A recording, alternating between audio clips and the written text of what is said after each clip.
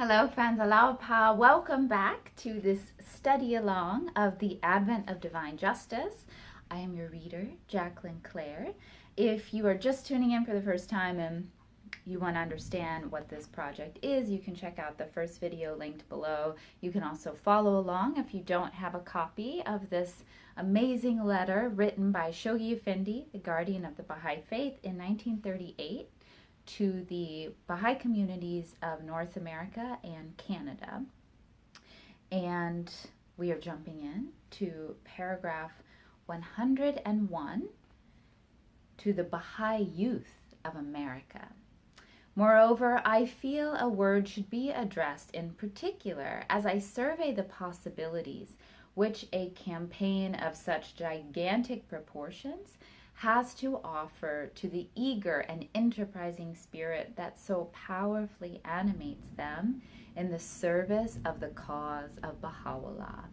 Though lacking in experience and faced with insufficient resources, yet the adventurous spirit which they possess and the vigor, the alertness, and optimism they have thus far so consistently shown qualify them to play an active part in arousing the interest and in securing the allegiance of their fellow youth in those countries. And he's talking about a teaching campaign in Central and South America.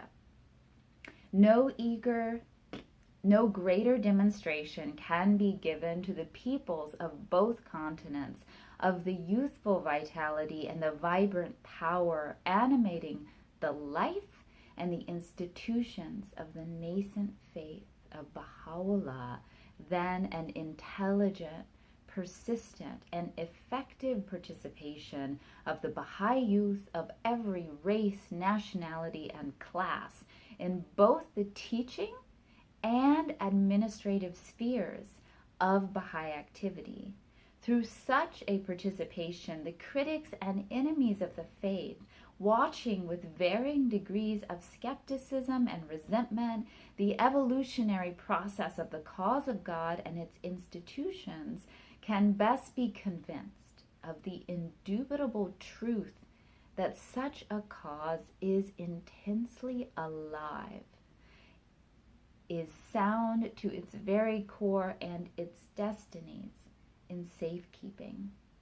I hope and indeed pray that such a participation may not only redound to the glory, the power, and the prestige of the faith, but may also react so powerfully on the spiritual lives and galvanize to such an extent the energies of the youthful members of the Baha'i community as to empower them to display in a fuller measure their inherent capacities and to unfold a further stage in their spiritual evolution under the shadow of the faith of Baha'u'llah.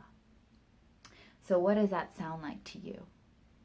To me, it sounds like twofold moral purpose, that through this service and engagement in teaching and the administrative activities of the faith, the youth not only are applying their gifts to the furtherance of the cause, they are working to dispel doubts in those who are sort of observing the faith with skepticism, and it is working on their spiritual lives and characters to be involved in this process. Faithful to the provisions of the charter laid down by the pen of Abdu'l-Baha, I feel it my duty to draw the special attention of those to whom it has been entrusted to the urgent needs of and the special position enjoined by the Republic of Panama, both in view of its relative proximity to the heart and center of the faith in North America, and of its geographical position as the link between two continents. All the above countries, Abdu'l-Baha, referring to the Latin states in one of the tablets of the Divine Plan, has written, have importance, but especially the Republic of Panama, wherein the Atlantic and Pacific Oceans come together through the Panama Canal. It is a center for travel and passage from America to other continents of the world, and in the future it will gain great importance.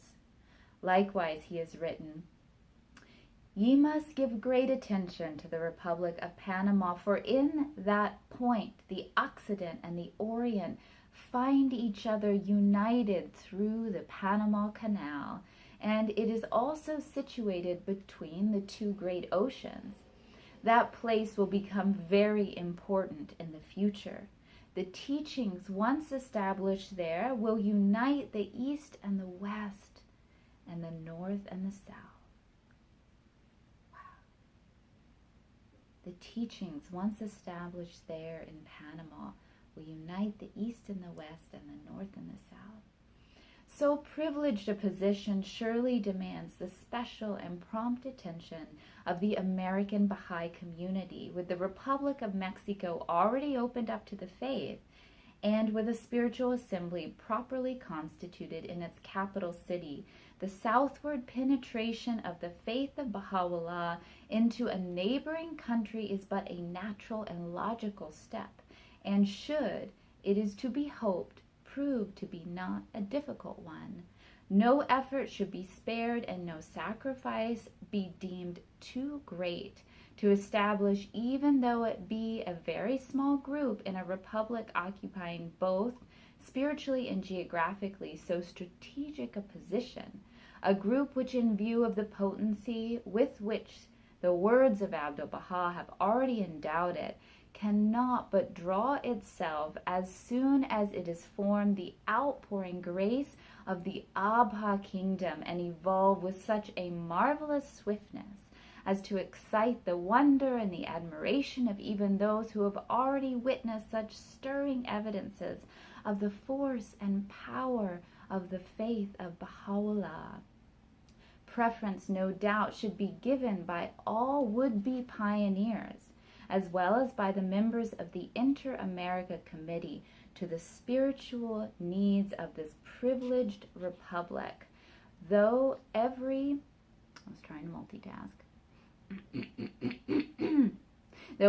effort should at the same time be exerted to introduce the faith, however tentatively, to the republics of Guatemala, Honduras, El Salvador, Nicaragua, and Costa Rica, which would link it in an unbroken chain with its mother assemblies in North America, in the North American continent.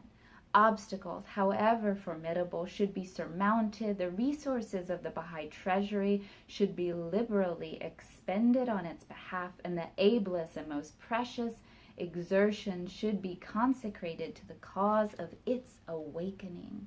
The erection of yet another outpost of the faith in its heart will constitute I firmly